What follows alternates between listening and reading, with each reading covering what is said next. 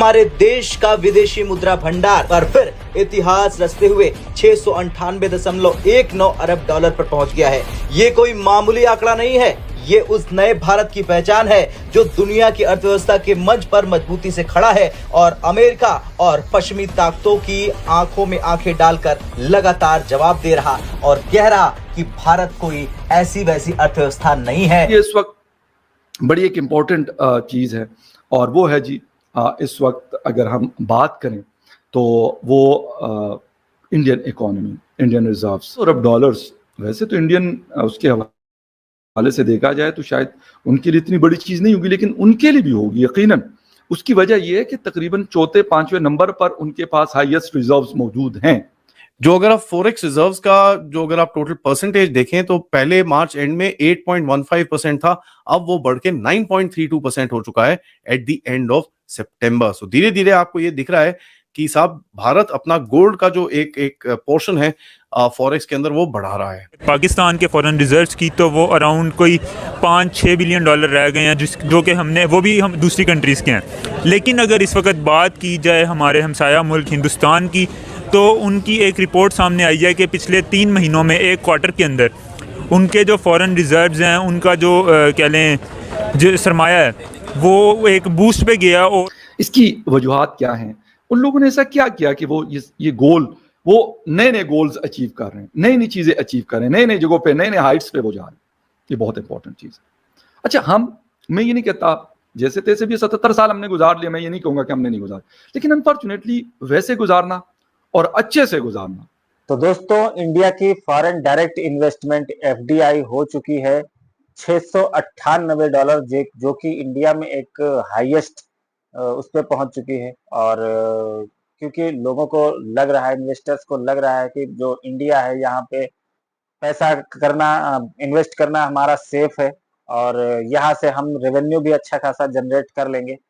और पाकिस्तान में इन्वेस्टमेंट आ नहीं रही है, तो लेकिन इंडिया की इन्वेस्टमेंट देख के पाकिस्तानी बहुत ज्यादा परेशान है। तो आइए देखते हैं।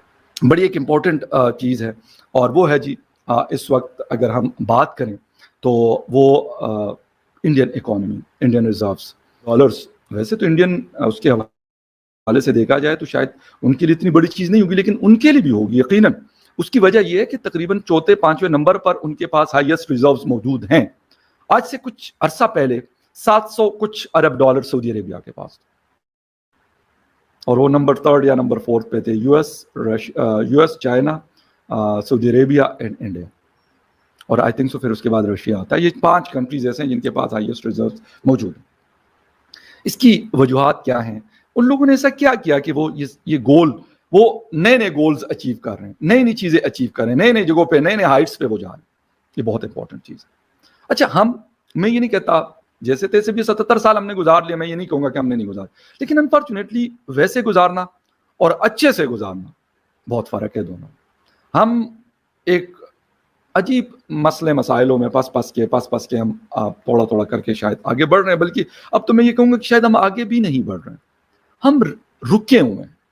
कर्जे हमारे बढ़ रहे हैं, डेट्स हमारे बढ़ रहे हैं, हमारे ऊपर जो इकोनॉमिक प्रेशर है वो बढ़ रहा है। ठीक है, लोगों के पास जॉब्स अपॉर्चुनिटीज नहीं है। कहा जाता है कि जी सिंगल डिजिट में हमारे पास वो आई है इन्फ्लेशन। हमने आज भी, शायद आज भी हम 24वीं या 25वीं दफा IMF के पास हम जिसे कहते हैं रेडी हैं, मतलब उन्होंने एक्सेप्ट कर लिया है, अब दे देंगे वो पैसे, हमें उसमें से इंस्टॉलमेंट मिल जाएगी। नहीं है कि वो नहीं मिल रही, लेकिन कब तक हम अपनी चीजें बेच कर खाते रहेंगे और अपना गुजारा करते रहेंगे? यानी उसका जो बर्डन है वो बहुत बढ़ रहा है, थोड़ा सा नहीं बढ़ रहा बल्कि बहुत ज्यादा बढ़ रहा है।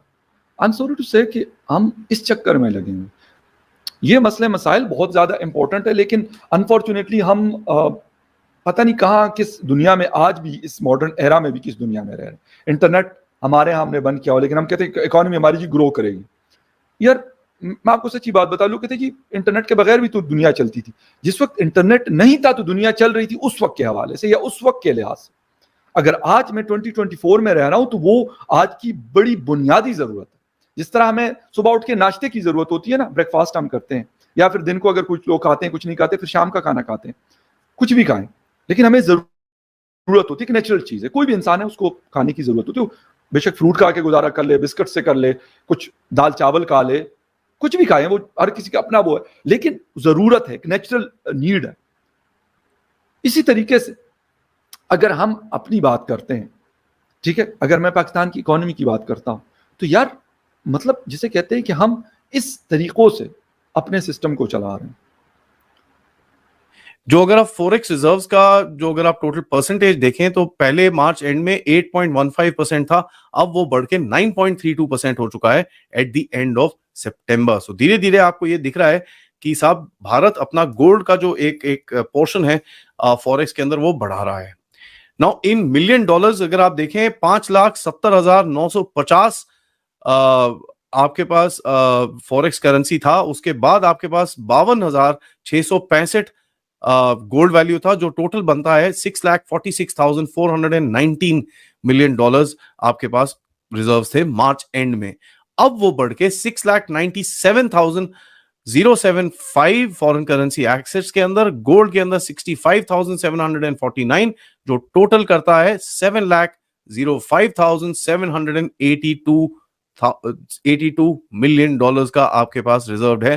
तो बेसिकली हम बोलते हैं ना 700 बिलियन डॉलर आपके पास इस टाइम पे रिजर्व पड़ा हुआ है। तो ये आपको समझ में आना चाहिए कि भाई भारत का फॉरेक्स रिजर्व बढ़ी जा रहा है, और इसके ऊपर आरबीआई के गवर्नर जून में उन्होंने बोला था कि साहब क्वांटम जो गोल्ड का है, जो बाहर रखा हुआ है, बहुत टाइम से स्टैटिक है, अब उसको धीरे धीरे करके भारत के अंदर लेके आना चाहिए। और हमको ये भी दिखता है कि जो मॉनेटरी अथॉरिटी का डेटा के हिसाब से अगर आप देखें, भारत धीरे धीरे करके गोल्ड खरीद रहा है, एंड अपना क्वांटम जो है वो भारत के अंदर जो स्टोर्ड है उसको बढ़ाने की कोशिश पूरी तरह से जारी है। नेट रिजर्व्स इस क्वार्टर के अंदर आपने देखा कि साहब 68 बिलियन डॉलर्स बढ़े हैं आपके, जैसे मैंने आपको फिगर्स बताए हैं, और ये second largest in the world है as far as foreign reserves are concerned. China बोलते हैं सबसे ज्यादा है, लेकिन अब चाइना की फिगर्स को थोड़ा डाउट करना हमको तो समझ में आता ही है। ये जो रिजर्व्स हैं आपको कवर करने के लिए करीब करीब 1 साल से ज्यादा के टाइम इंपोर्ट कवर के लिए आपके लिए बहुत सफिशिएंट है। As a matter of fact आपका एक्सटर्नल डेट को भी करने के लिए बहुत सफिशिएंट है, तो इसके अंदर कोई प्रॉब्लम नहीं है। अब एक रिपोर्ट निकली है जिसके अंदर बोलते हैं कि साहब सेकंड क्वार्टर के अंदर फॉरेन करेंसी एसेट्स बड़े हैं आपके पास, धीरे धीरे करके आप उसको भी बढ़ा रहे हो, अक्यूमुलेट कर रहे हो, एंड उससे आपको क्या एक हेज मिलती है over basically the entire geopolitical issue.